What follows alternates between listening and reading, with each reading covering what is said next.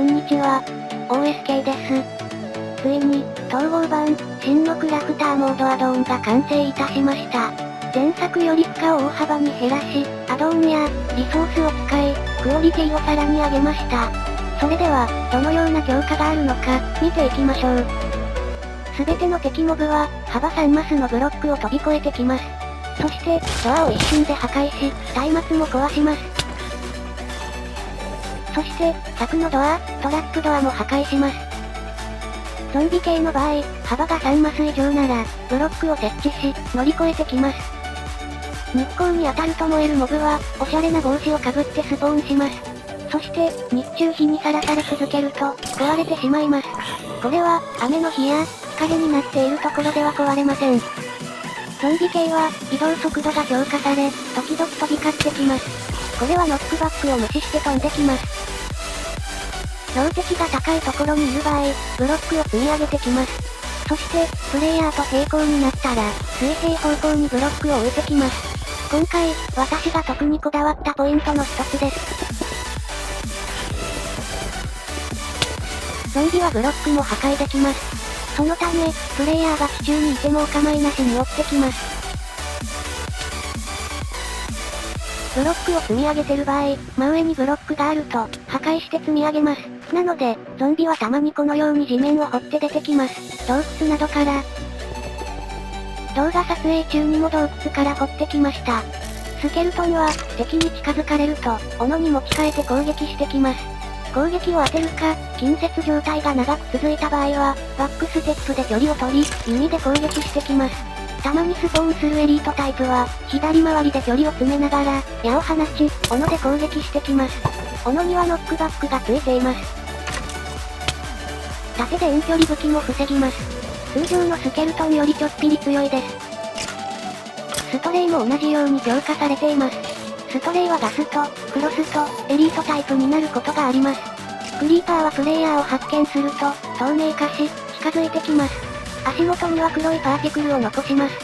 クリーパーの爆発も強化されており、周りに火を着火します。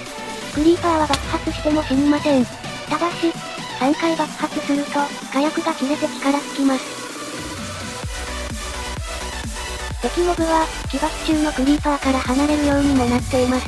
ただし、飛びかかるバカもいますね。雲はプレイヤーが遠くにいると、免疫を飛ばしてきます。当たると採掘速度低下と鈍速のデバフがつきます。プレイヤーが近くにいる場合、免疫を4方向に出してきます。毒雲はプレイヤーが遠くにいると毒の免疫を飛ばしてきます。雲は洞窟雲とスパイダージョッキーになることがあります。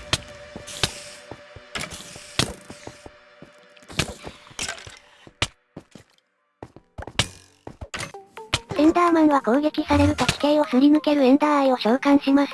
召喚にはクールダウンが存在します。クールダウン中は頭上のブロックを破壊してきます。エンダーマンは水を氷にして追っかけてくることもあります。ウィッチは距離を詰められると、後方ワープで距離を取ります。そして、プレイヤーが遠くにいると、ワープで接近してきます。敵モブを強化する魔法も使います。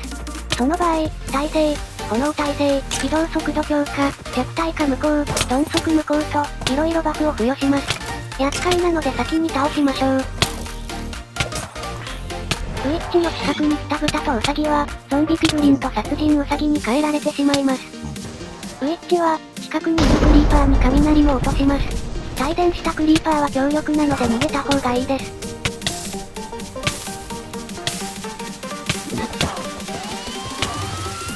スライムはプレイヤーが近くにいると、膨張します。最大4段階まで大きくなります。そして、最小サイズにすると膨張は止まります。中ぐらいのスライムを狙って倒しましょう。ピリジャーは盾で矢を防ぎ、クロスボウ装填後はプレイヤーからかなりの速さで後ろに下がります。グインディケーターは飛びかかりとバックステップを用います。攻撃を当てた際はバックステップをし、近接攻撃が長引いた際もバックステップを行います。エボーカーは攻撃されると後方ワープします。そして、接近された場合も後方ワープします。非常に厄介です。エボーカーは近づいてアイアンゴーレムを鉄インゴットとカボチャに分解します。プレイヤーが作ったゴーレムはなぜか、鉄ブロック4個とカボチャに戻ります。統合版にアドオンを使って、Java 版にそっくりを目標に、イリュージョナーを再現しました。攻撃されると、クオン体に分身します。しかし、本体は透明化しており、そこを攻撃するとダメージを与えられます。これは、私がこだわったポイントの一つです。ハードモードでは、盲目も避けてきます。追加エンティティの、クロストです。こちらに近づきながら、3ウェイショットを放ってきます。3ウェイショットは防具貫通4ダメージで、鈍足効果があります。ウィザースケルトンはアドオンの力で矢が放てるようになっています。プレイヤーが遠くにいると弓に持ち替え、火矢を放ちながら、こちらに接近してきます。そして、プレイヤーの近くに接近すると、剣に持ち替え、飛びかかりなどを行います。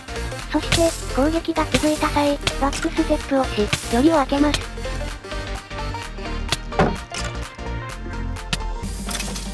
ブレイズは、放つ火の玉が爆発するようになっています。かなり厄介なのでブレイズは早めに倒すか、ブロックなどで守るようにしましょう。ラストは、滑らかなにホーミングする球をファイアーボール発射直後に、4つ追加で放ちます。かなり強力です。入れ替わりで地上にも出てくるので気をつけましょう。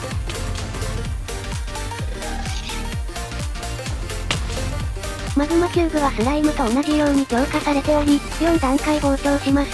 数が増えたら即逃げましょう。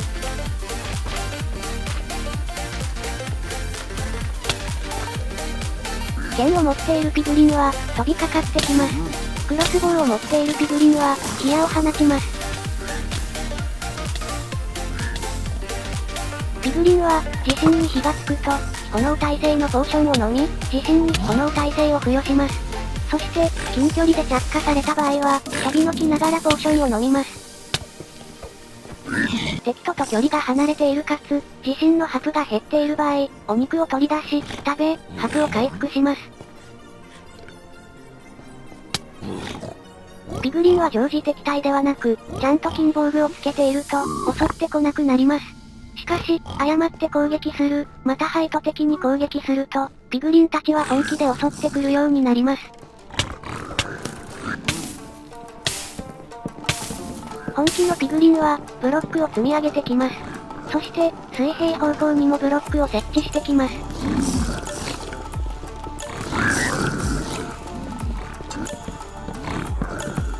そして、ブロックも破壊します。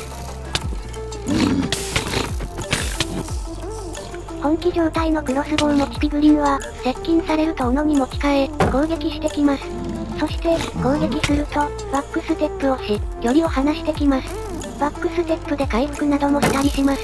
斧に持ち替えはアドオンの力でできるようにしています。怒っているピグリンは、怒っていないピグリンの近くを通りかかると、敵の情報を伝え、戦闘に加勢させます。ピグリンは怒らせないようにしましょう。しかし、ピグリンブルートは、常時敵対状態です。そして、敵を発見すると広範囲のピグリンを敵対状態にします。ピグリンブルートはしっかり強いです。これまで説明したピグリンの能力を使う他に、ノックバックを 25% 軽減し、攻撃を当てるとバックステップで引いたりします。ピグリンは、ウィザースケルトンとの戦いで能力をふんだんに使って戦います。なかなか迫力があります。しかも対応させるの大変だったのでできるだけ見てくれると嬉しいです。ゾンビピグリンは、常時敵対化しています。集団で襲ってくるのでかなり厄介です。そして、序盤に説明したゾンビ系の能力も使うのでヤバいです。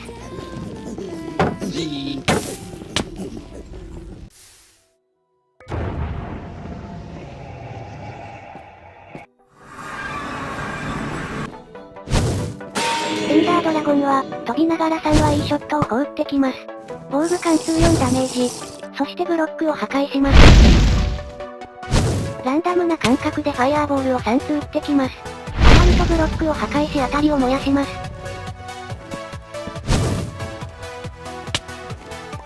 地面が光り出し、その後爆発する、ライトスピアをプレイヤーの周りに召喚してきます。当たるとボール貫通6ダメージで、高く飛ばされます。近づくと警告音が鳴るので気をつけましょう。エンダードラゴンが中央に離陸すると、周りに特殊なエンダーアイを4体召喚します。こいつは、ショットで攻撃してきます。ショットは4ダメージです。常に飛んでいるので弓で倒しましょう。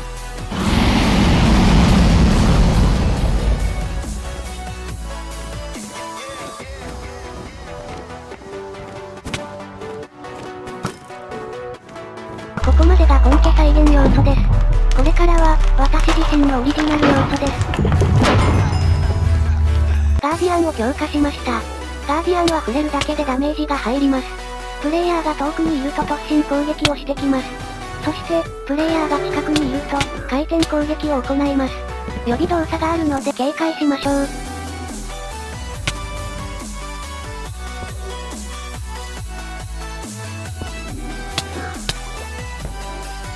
呪いを強化し、採掘速度低下とダークネスをかけてきます。エルダーガーディアンは、先ほど説明した能力の他に、ブロック破壊を行います。奴は、神殿を大切にしているので神殿のブロックは壊しませんが、それ以外のブロックは問答無用で破壊してきます。そして、周りにガーディアンがいない場合、ガーディアンを散乱し、戦闘に加勢させます。移動速度が強化され、ブロックが破壊でき、ソニックブームの射程が伸びました。絶対に怒らせてはいけません。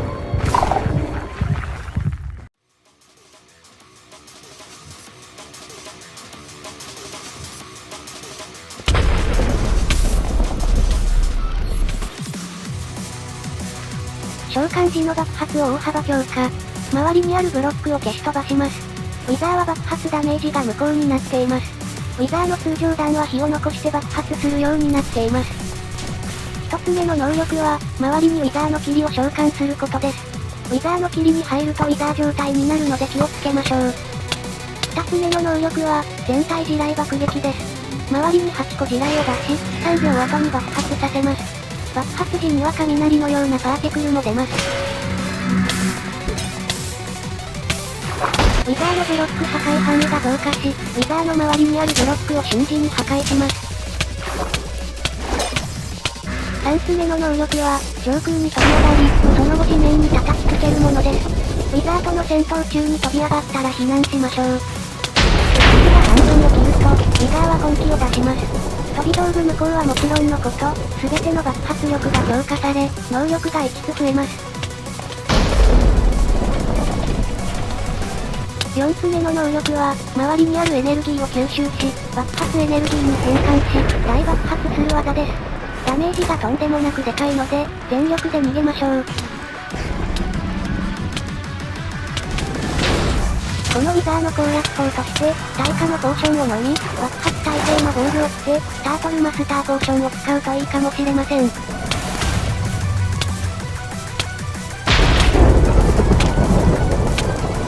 皆さんはこの最強のボスを討伐できますか？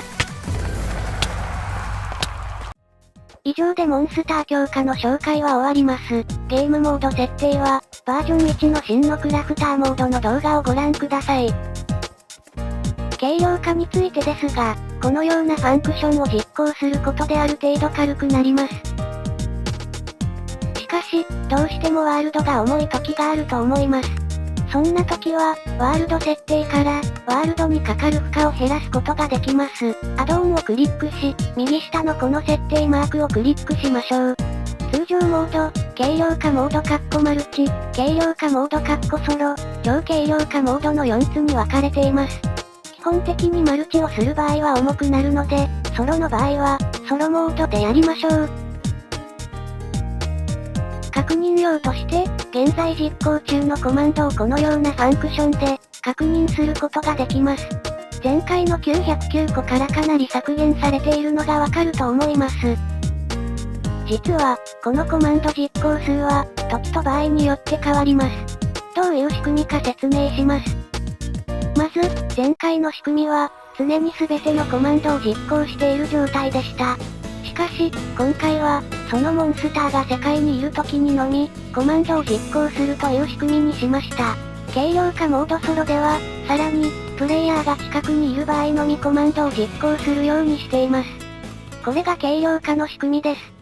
真のクラフターモードで遊ぶ際は実験のホリデークリエイターの特徴を必ずオンにしてください。そして、真のクラフターモードで遊ぶには、ファンクション、ニュー、スタートを実行してください。今回は複数回実行でオンオフが可能です。本家真のクラフターモードは概要欄にリンクを貼ってあるのでぜひ見てください。複製や自殺発言は禁止します。統合版でシンクラ、ライフを送ってください。